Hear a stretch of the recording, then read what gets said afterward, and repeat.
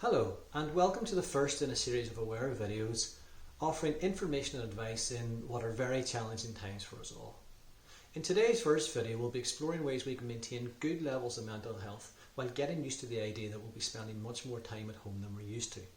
So for example, research suggests that if we can maintain some semblance of routine in our daily lives, that will have a lasting beneficial impact on our mental health. But how do we go about doing that now that we're spending much more time at home? Well, let's take a look for a few ideas.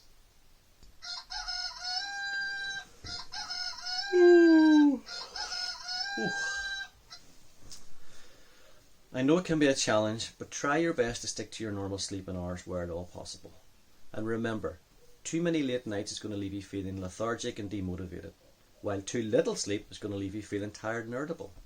So if you can, try and get out of bed at the same kind of time as you usually do every morning. And then try and get washed and dressed first thing in the morning if you can. You'll feel better for it and it sets you up nicely for the rest of the day. A daily planner like this one can be a good way of addressing areas like boredom or lack of motivation, and be a good way of giving individuals and families a focus for the day. Split the day into areas such as morning, afternoon and evening, and fill those areas with activities to do throughout the day. And try and focus on activities that give you a sense of achievement, that give you a sense of closeness to people around you, and also give you a sense of pleasure. And no, it doesn't have to be this big. And try and remember, everyone, introducing routine into your daily lives at the moment is going to be more difficult than it sounds, depending on how you're feeling, how you're coping and what your circumstances are. So just do what you can, try and find a balance that works for you and run with that. Okay. Now, on to a more serious subject, and that's diet. Yum. Mom, Dad's in the fridge again. Actually, he does have a point. Consuming high quantities of processed sugar not only is bad for our physical health, but it's also bad for our mental health as well.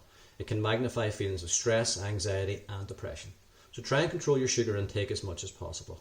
Instead of maybe reaching for this every time, once in a while reach for this instead. Overeating and snacking more than usual are commonplace when we're under stress and when we're at home more than usual. And while we all enjoy these from time to time, and believe me, I do enjoy these from time to time, let's try and balance it out by having as many of these as we can. Oi! You haven't had your lunch yet! Caffeine is the most widely used drug in the world, and here in Northern Ireland we love our tea and coffee as much as anyone.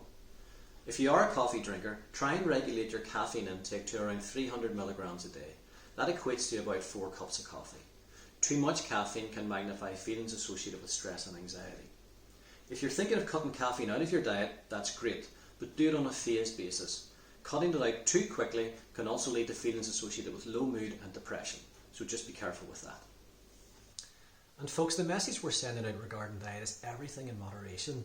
If you feel like a chocolate bar or a bag of crisps, have the chocolate bar or the bag of crisps. No one here is going to suggest otherwise. I know I'll be enjoying them.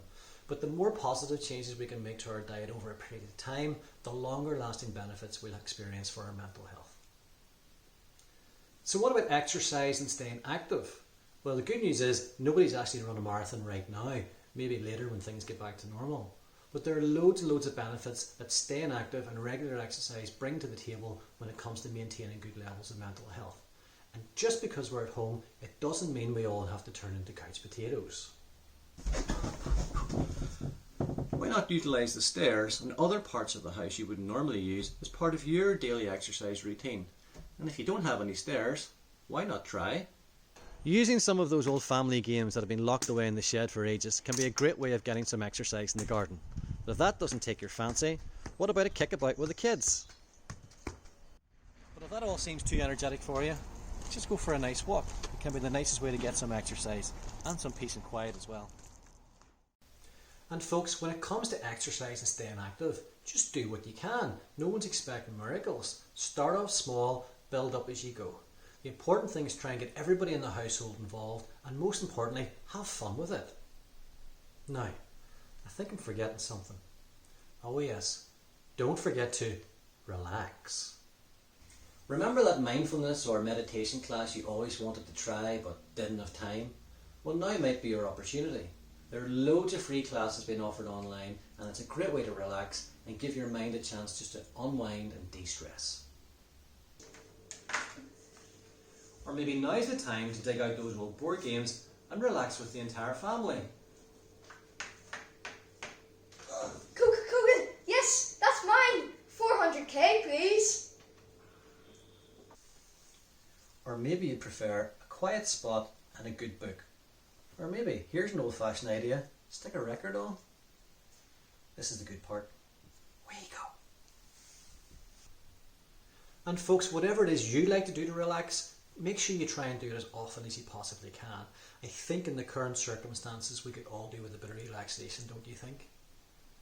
Okay, thanks for watching today. In our next video we're going to be looking at the 5 steps to well-being and how we can incorporate those more into our daily lives at the moment, spending much more time at home than we're used to.